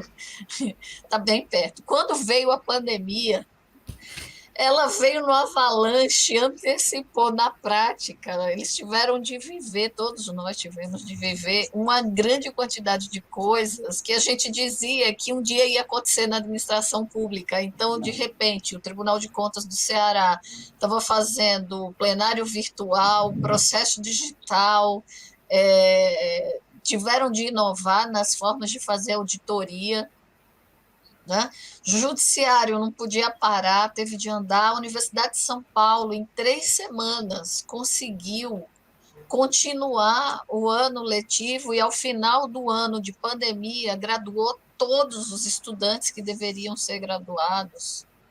Distribuiu computador, distribuiu chip de acesso para aluno de baixa renda. Quer dizer, os órgãos públicos, o SUS, meu Deus, o que é que o SUS fez nessa pandemia, independente do atendimento da própria pandemia, o que eles tiveram de salto de inovação, a resistência que o CRM tinha ao uso de tecnologias mediadas para fazer acompanhamento médico e que a pandemia teve de romper e a gente teve de testar aquele ciclo, né, de pensar, modelar, aplicar o protótipo foi a vida. Então, eu estava assistindo, quando eu vi os 5 últimos slides, eu falei, gente, eu vivi para ver isso. O Poder Judiciário falando em ciclo de gestão, o Poder Judiciário falando em teste, o Poder Judiciário falando em avaliação. Para mim, aqui, você é o Poder Judiciário. O Poder Judiciário falando sobre acesso do cidadão à justiça, mas não daquele jeito que se falava antes, que era muito bonito nas palavras, mas que na prática representava pela briga de abrir ou não mais um posto de defensoria ou mais uma vara numa cidade. Era uma discussão sem fim, que não levava para lugar nenhum.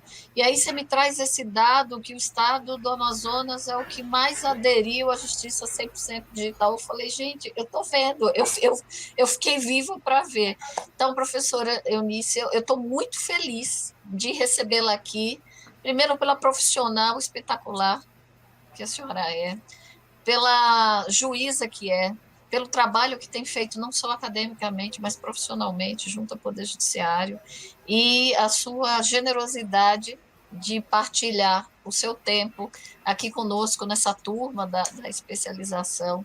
É realmente uma alegria muito grande. Você não imagina o quanto meu coração está feliz hoje de assistir a sua apresentação e de poder ver que o judiciário efetivamente caminha no sentido que é o sentido de todos nós, né? E sempre com foco no jurisdicionado, sempre com foco na garantia dos direitos.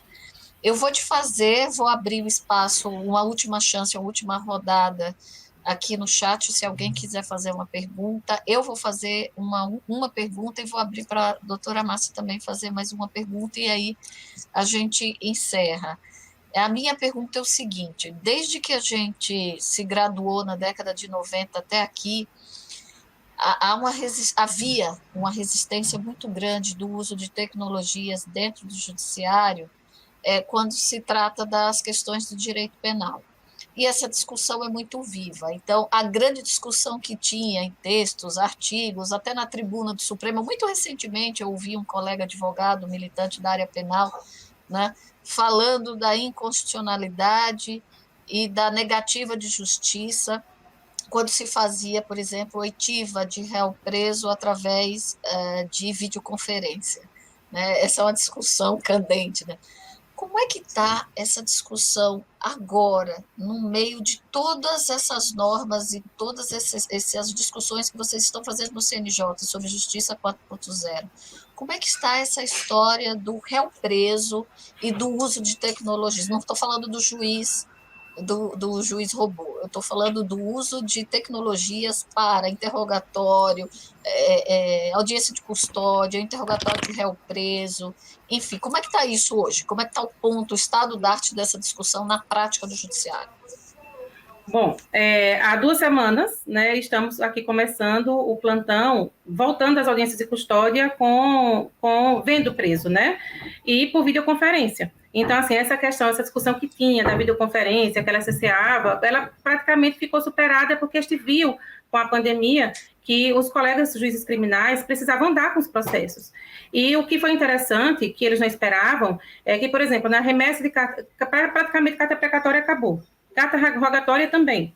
Então, muitos colegas, ou eles pediram de volta as cartas precatórias, ou até os colegas que receberam cartas precatórias devolveram. Porque se o juiz ele pode propriamente coletar a prova olhando para a pessoa, ele mesmo, ele que vai julgar, por que ele vai pedir para outro juiz coletar aquela prova, né? Então, essa questão do preso, né, nas audiências de custódia, qual é o problema? O problema era que as polícias elas não estavam equipadas, e os presídios também. Em todo o país, isso é objeto de uma outra... eu tenho uma palestra sobre isso, que foi feita para o Ceará. Deixa eu ver se foi para o Ceará, não, foi para Paraíba. Para o Ceará eu falei para a Defensoria Pública.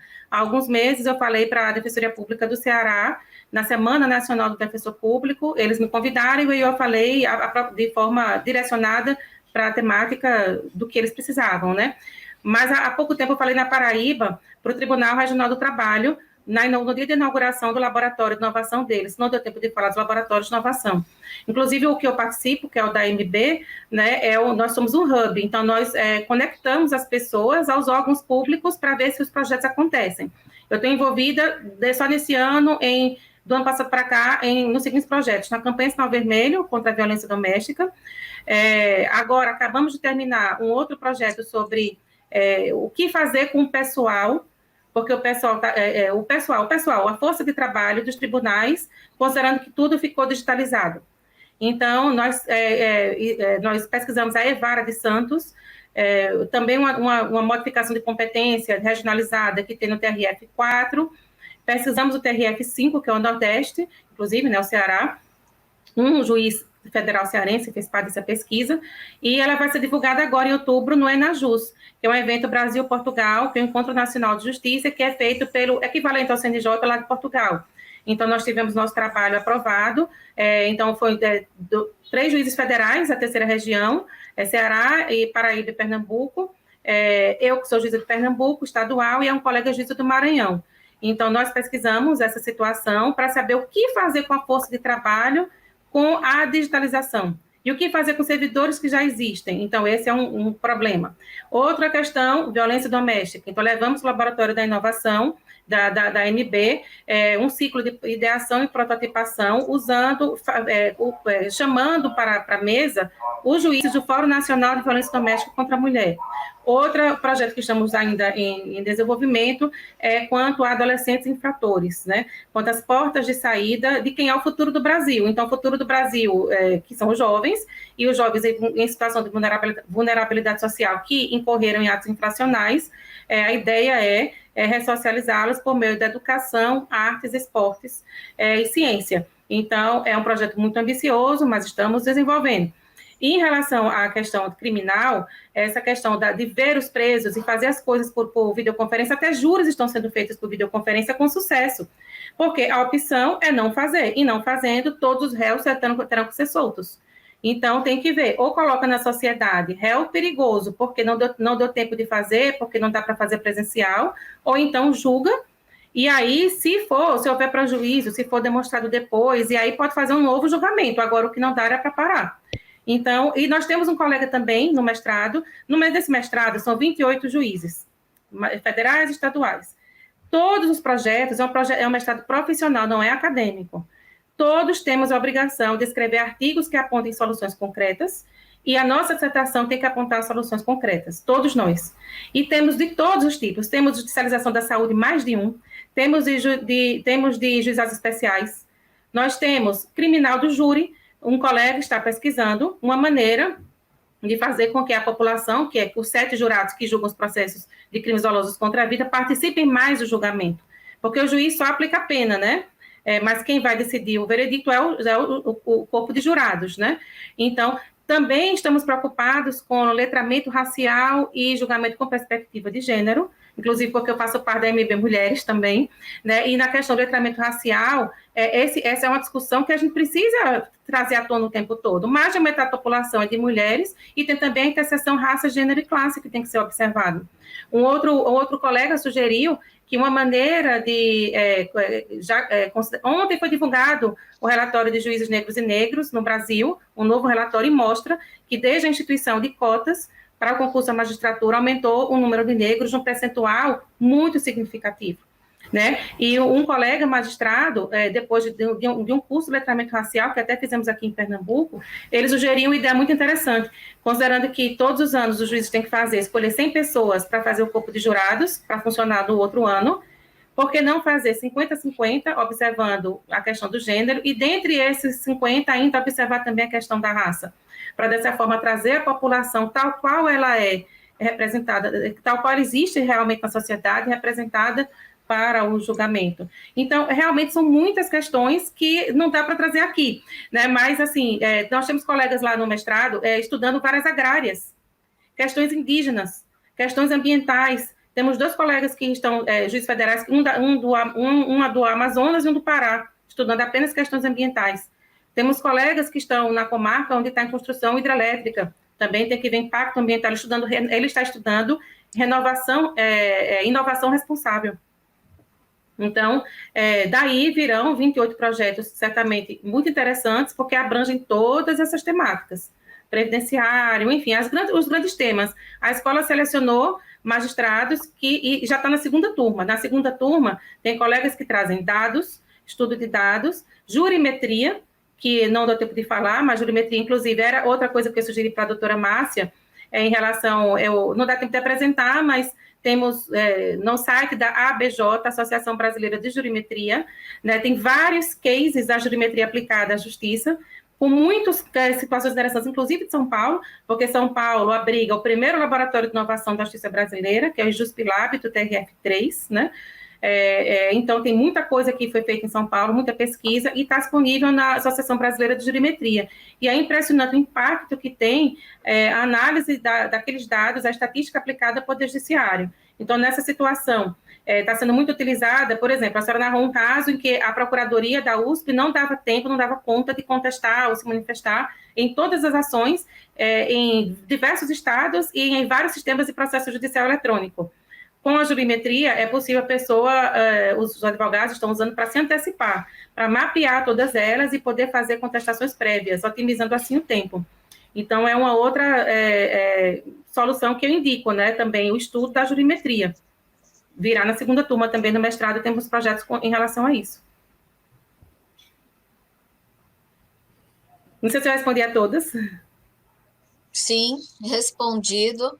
Márcia, você quer fazer mais alguma pergunta? Eu gostaria de fazer uma pergunta relacionada até um tema de pesquisa que eu tenho trabalhado nesse assunto, no mestrado onde eu dou aula, que é a solução extrajudicial de conflitos, que a professora Eunice tocou nessa questão, né? Temos um colega do Rio do Espírito Santo, Salomão Elesbon, o projeto de pesquisa dele é exatamente sobre esse tema. Ok, eu tenho uma dúvida, de fato, algo que, assim, nós, o direito, não trabalhamos muito com dados. Isso tem acontece quando alguém tem acesso a eles, evidentemente, um profissional, como é o seu caso, professora, que tem aí acesso a números dentro da sua instituição, mas o advogado, quando faz pesquisa, ele não tem muita condição de acessar dados. Aliás, quando aparece uma pesquisa ligada com números, a gente fica bastante feliz, né? E aí, a minha dúvida diz respeito ao seguinte: eu conheço a discussão doutrinariamente, mas eu gostaria de ver a sua visão, a sua experiência sobre o seguinte: há um aumento um aumento de divulgação e de utilização dos meios extrajudiciais de conflitos, alguns chamam de meios alternativos de solução extrajudicial, né?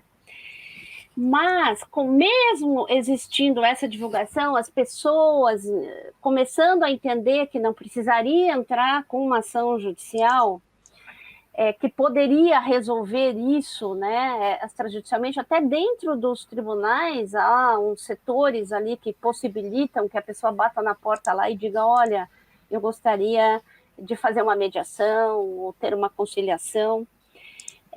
A minha pergunta é, a senhora como juíza, a senhora vê alguma diferença já em relação à quantidade de demandas judiciais em relação ao que era no passado, tendo em vista esse novo cenário da solução extrajudicial de conflitos, ou seja, esses mecanismos...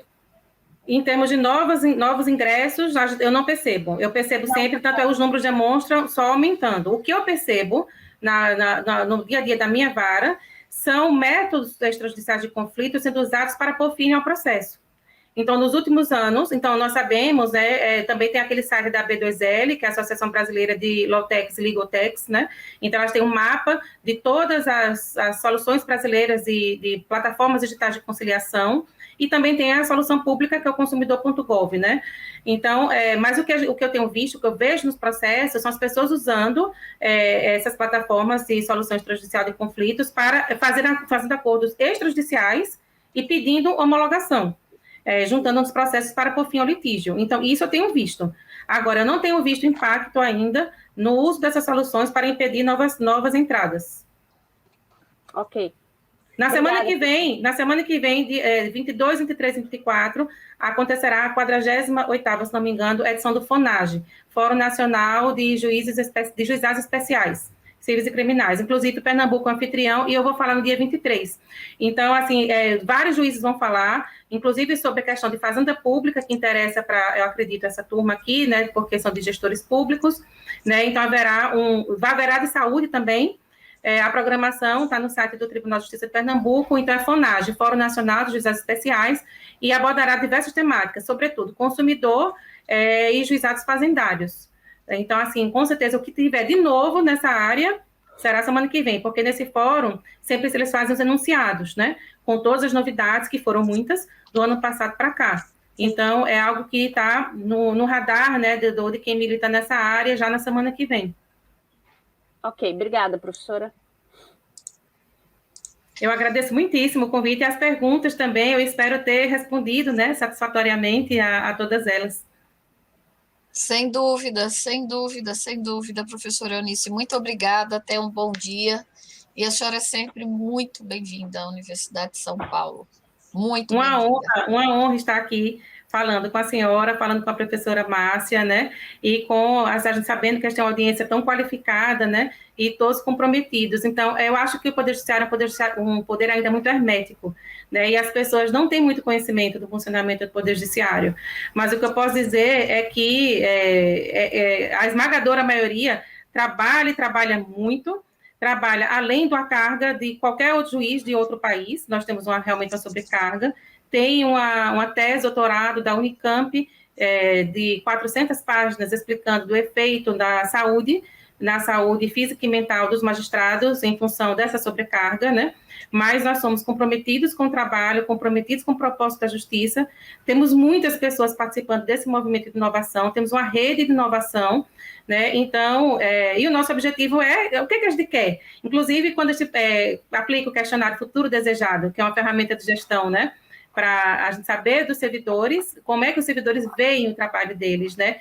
E quando todo mundo aplica esse questionário, a gente vê que o que os servidores querem? Querem sentir que prestam um bom serviço. A gente quer sentir que prestam um bom serviço, mas a gente não quer enxugar gelo.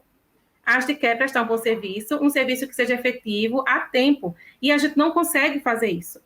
E é muito angustiante. Eu olho aqui para o lado, eu estou com 30 processos físicos que eu tenho que resolver ainda hoje, né? Então, é muito angustiante isso. Então, quando a gente vê essas possibilidades dessa revolução tecnológica e que pode ajudar, e dos centros de inteligência, que para mim, de todas essas, é a principal inovação, porque estabelece um diálogo é uma racionalidade com diálogo e orientado a dados, né? Então, é uma revolução. Então, para mim, realmente, a grande revolução, sobre tudo que eu falei, foi a instituição do Centro de Inteligência, porque faz com que a gente dialogue com os outros atores para resolver esses problemas tão complexos da sociedade brasileira. Violência doméstica, por exemplo, não é no juiz de uma canetada que resolve, é educação, né?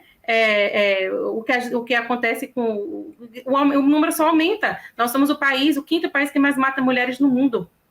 Acontece um caso de violência doméstica a cada minuto.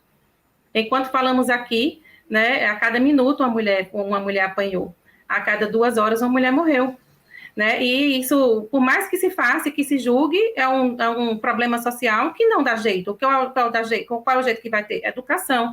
E também temos uma novidade, não sei se vocês sabem, por um trabalho escolar de uma turma de adolescentes do ensino médio de uma escola particular do estado do Mato Grosso.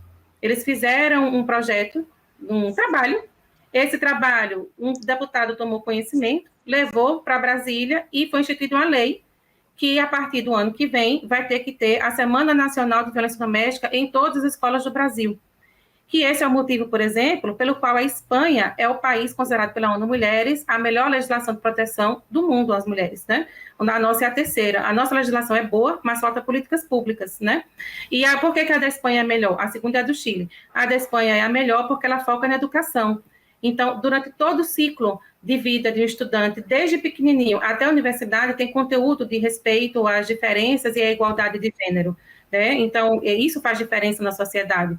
Então, e aqui no Brasil a gente não tem isso. Enquanto isso, a gente vê também, ao mesmo tempo, editais do MEC mandando excluir conteúdo de gênero de livros didáticos. Não, então, nós temos, é um problema. Então, é um problema que não se resolve somente com o judiciário, se resolve com diversos atores, se resolve com a educação. Então, por isso que eu acho tão importante o Centro de Inteligência, porque estabelece esse diálogo e começa a tentar resolver os problemas de uma forma sistêmica. É isso, muito obrigada. Parabéns, professora. Parabéns. Muito obrigada. E encerramos aqui, então, agora a nossa transmissão. Agradecemos a todos que ficaram por aqui. O vídeo ficará disponível no YouTube para quem quiser assistir depois. Muito obrigada. Obrigada. Bom dia a todos. Bom dia.